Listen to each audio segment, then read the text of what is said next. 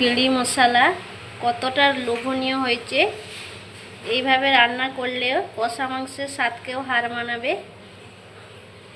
নমস্কার বন্ধুরা, Sumitra kitchen and ব্লগে সবাইকে স্বাগত জানিয়ে আজ আমি আপনাদের সঙ্গে শেয়ার করব কষা মাংসের স্বাদে গেঁড়ি মশলা। তো রেসিপিটা এতটাই টেস্টি হয় বন্ধুরা, যারা কখনো কোনো দিন গেঁড়ি খায়নি তারাও চেটেপুটে খেয়ে নেবে। তো চলুন এবার রেসিপিটা শুরু করি। এই যে দেখুন, গেঁড়িটাকে আমি ভালো করে পরিষ্কার করে ধুয়ে নুন হলুদ মাখিয়ে নিয়েছি। একটা কড়াই বসিয়ে দিয়েছি। এখন কড়াইয়ের মধ্যে এই নুন হলুদ মাখানো গেঁড়িটা দিয়ে দেব। এখন ভালোভাবে এরকম নাড়তে থাকবো। গেঁড়ির গায়ে যে জলটা আছে ভালোভাবে শুকিয়ে নেব। গেঁড়ি বা গুগলি যাই বলেন না কেন, তেল দিয়ে ভাজার আগে এরকম কড়াইতে গেঁড়িটা নাড়াচাড়া করে গেঁড়ির গায়ে যে জলটা থাকে ওইটা শুকিয়ে নিলে গেঁড়িটা আর আঁশটে গন্ধ করে না। গেঁড়ি থেকে দেখুন কত জল বেরিয়েছে। এই জলটাকে ভালো করে শুকিয়ে নিতে হবে। এই দেখুন, গেঁড়িটা আমি ভালো করে ভেজে নিয়েছি। গেঁড়ির গায়ে আর একবারে জল নিয়ে একবারে শুকনো শুকনো করে নিয়েছি। এখন এটা নামিয়ে নেব। কড়াইটা বসিয়ে দিয়েছি। কড়াইতে দিয়ে দেব সরিষার তেল। তেলটা ভালোভাবে গরম হয়ে গিয়েছে। এখন এই গেঁড়িগুলো দিয়ে দেব। ভালো করে এখন ভেজে নেব গেঁড়িগুলো। ভালো করে লাল লাল করে আমি ভেজে নেব। আমাদের এদিকে আমরা এগুলো গেঁড়ি বলি, অনেকে এগুলোকে গুগলি বলে। গেঁড়িগুলো আমার ভালোভাবে ভাজা হয়ে গেছে। এই দেখুন, এইরকম করে ভেজে নিয়েছি। তুলে নেব এবার। কড়াইতে আবারও তেল দিয়ে দিয়েছি।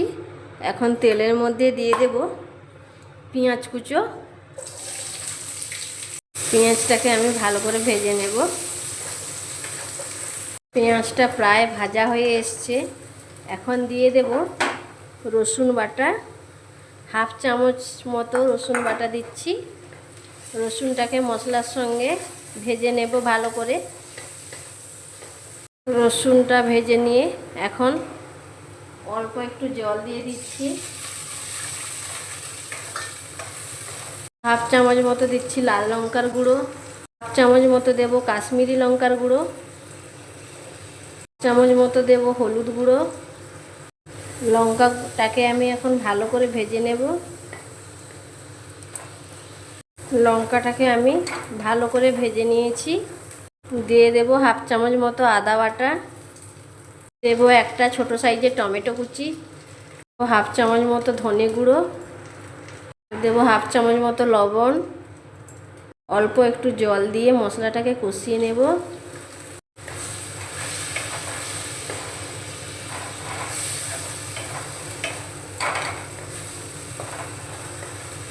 গ্যাসের ফ্লেমটা মিডিয়ামে রেখে আমি মশলাটাকে কষিয়ে নিয়েছি। এই দেখুন, মশলা থেকে তেল ছেড়ে দিয়েছে। এখন ভেজে রাখা গেঁড়িগুলো দিয়ে দিচ্ছি। মশলার সঙ্গে ভালো করে কষিয়ে নেব। গেঁড়িতে প্রচুর পরিমাণে ক্যালসিয়াম রয়েছে। গেঁড়ি আমাদের স্বাস্থ্যের পক্ষে খুবই উপকারী। আপনারা রেসিপিটা একবার হলেও বাড়িতে ট্রাই করবেন। এইভাবে গেঁড়ি মশলা রান্না করলে গরম ভাতে খেতে দারুণ লাগে বন্ধুরা। যারা আঁশটে গন্ধের ভয়ে গেঁড়ি কখনো খাননি তারা আমি যেভাবে আজ রান্না করলাম সেভাবে রান্না করে খেয়ে দেখবেন, দারুণ লাগবে। এইভাবে গেঁড়ি মশলা রান্না করলে কষা মাংসের স্বাদকেও হার মানাবে। এত সুন্দর খেতে লাগে। আজকের গেঁড়ি মশলার রেসিপি যদি আপনাদের ভালো লেগে থাকে লাইক, কমেন্ট, শেয়ার এবং সাবস্ক্রাইব করে আমার পাশে থাকবেন। আমার রেসিপিগুলো বন্ধুদের মধ্যে বেশি বেশি করে শেয়ার করবেন। নিত্য নতুন রেসিপি দেখতে অবশ্যই আমার চ্যানেলটিকে সাবস্ক্রাইব করে আমার পাশে থাকবেন। গেঁড়িটা মশলার সঙ্গে ভালোভাবে কষানো হয়ে গিয়েছে। এখন দিয়ে দেব জল। অল্প জল দেব, পরিমাণ মতো জল দিয়ে দিয়েছি। এখন একটু ফুটিয়ে নেব।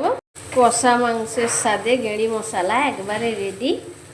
আমি প্লেটে সার্ভ করে নেব। গেঁড়ি মশলা আমি প্লেটে সার্ভ করে নিয়েছি। দেখুন কত সুন্দর হয়েছে। আপনারা একবার হলেও ট্রাই করবেন বাড়িতে। অন্য দিন অন্য কোনো রেসিপি নিয়ে আবারও হাজির হব। সবাই সুস্থ থাকুন, ভালো থাকুন।